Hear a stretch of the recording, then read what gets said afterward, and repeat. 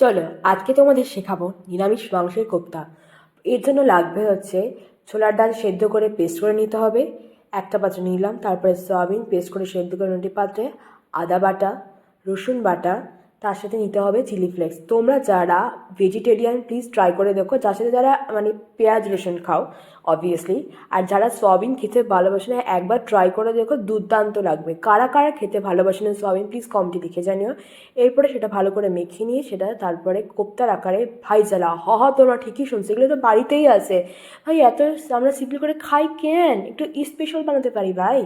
এরপরে একখানা পাত্রে তেল নিয়ে তাতে পেঁয়াজ বাটা, আদা বাটা, রসুন বাটা, তার সাথে একটু ভাজা মশলার গুঁড়া দিয়া ভালো মতো কষিয়ে নেবা।